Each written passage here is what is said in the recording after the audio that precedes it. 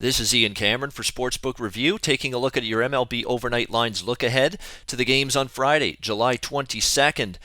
Focusing really on two games that have caught my eye for Friday's card. We'll also mention some leans for some of the other games on the Friday slate following that. But let's begin with the two games that really stuck out to me in terms of solid betting opportunities for Friday, July 22nd, starting with the New York Mets and the Miami Marlins. How about this for a big NL East series? Both of these teams jockeying for the not only the NL East, but for wild card positioning in the National League. So it's a big series here between the Mets and Marlins this weekend. I think Miami has the edge here in the series opener. Logan Verrett on the mound here for the New York Mets. Really, this guy has shown me nothing but being a fringe arm at the major league level.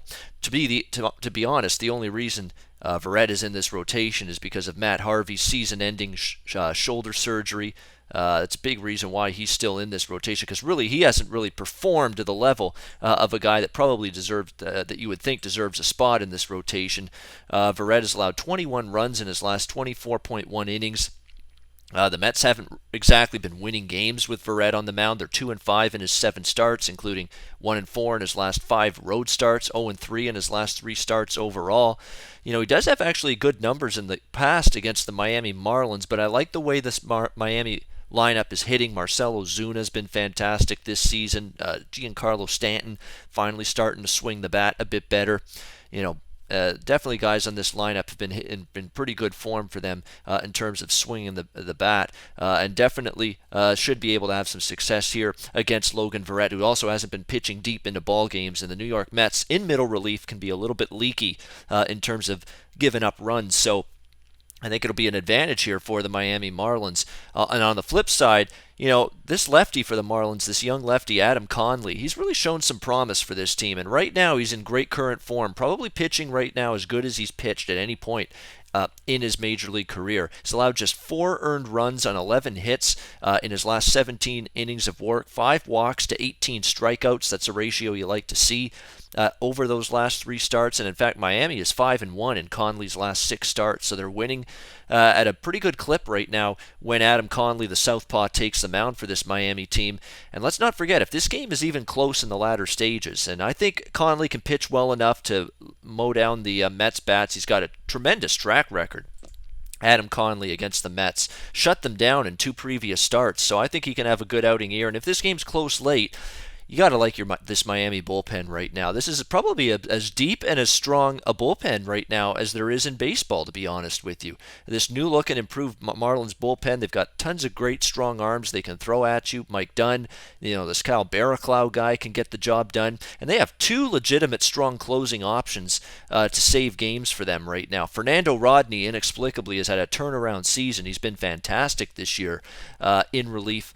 And then Miami getting him recently in a big trade definitely bolsters their bullpen. And of course, they have a tremendous young closer in A.J. Ramos. So there is suddenly a ton of options and a ton of quality arms at the back end of this Miami bullpen. So I trust them to be able to get outs late in games and maybe win a battle of bullpens if it comes down to that. So, you know, Miami at a -130 home favorite price tag here. I think it's worthy of support to look toward the Marlins here as a home favorite against the New York Mets. And I'm also going to talk about the Detroit Tigers taking on the Chicago White Sox on Friday night.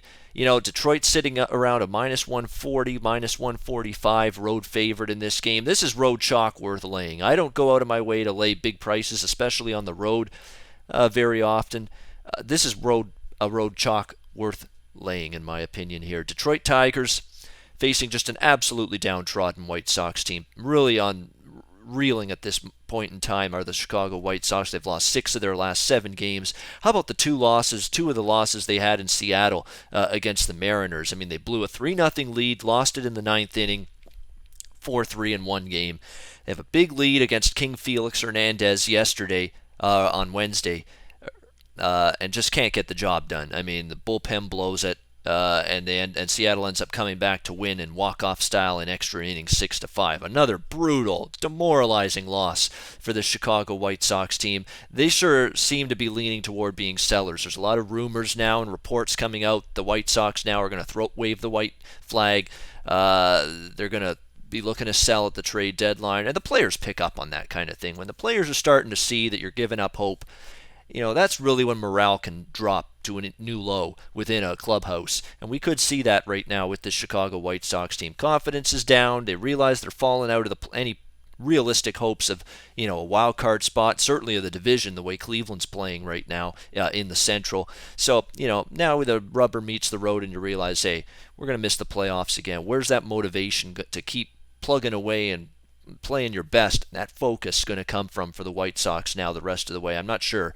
And even if they do bring that focus, they got Jacob Turner on the mound, an absolute journeyman. He's been bounced around from a bunch of different teams in his major league career because he simply isn't good enough. I mean, that's quite honest. I mean, Jacob Turner's been given multiple chances with multiple teams to be in this starting pitching rotation in the major leagues, and he hasn't been able to get the job done and stick in a rotation. He made his first start with the White Sox last week, called him up against the LA Angels, and he was just as bad as he's been before in his career. He allowed 8 runs in just 4 innings of work.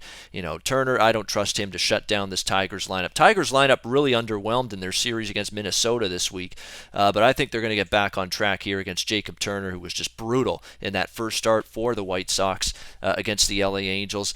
One guy I don't expect to be brutal is his mound opponent in this game, Michael Fulmer for the Detroit Tigers, who has just been absolutely spectacular. I mean, he really has been the ace of this team. It hasn't been Verlander. Verlander's been good.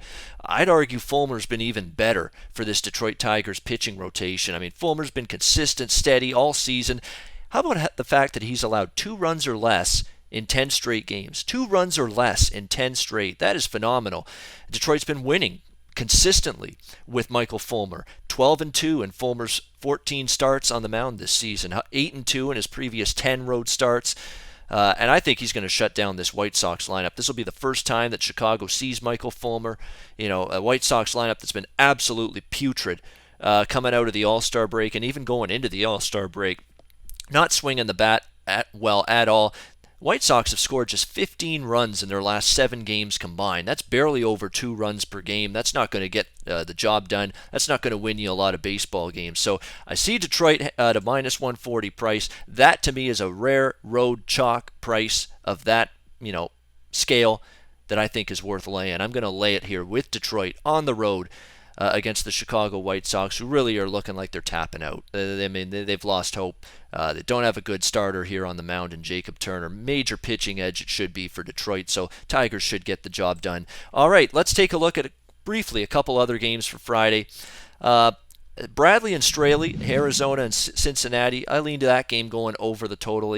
Archie Bradley, has been a little bit erratic. Dan Straley coming back down to earth a little bit as of late. That game might see some runs scored. 2 bad bullpens, 2 of the worst bullpens in Major League Baseball. Even better than that, second half, if you have access to second half lines, a second half over makes some sense throughout the games in this series because Arizona's bullpen has been lousy, and Cincinnati, start to finish this year, probably the worst bullpen in baseball. So, again, late runs possible from those 2 teams. Cleveland, Baltimore, that's a cheap price for Cleveland. Bauer continues to be pretty steady. I think Baltimore is a bet against team here in the short term. I don't think they're going to keep up what they did in the first half. Their pitching is not good enough, I think, to really stay in this race long term with Boston and Toronto in the AL East. We've already seen signs of that. If I play that one, I'd look to the Indians side. Minnesota, Boston. What do we get from Eduardo Rodriguez? Came back from a little stint away from the major league club. Now he's back. Had a good first start back against the New York Yankees, but before that he had been absolutely dreadful. I don't want to jump to conclusions about that good first start he had against the Yankees.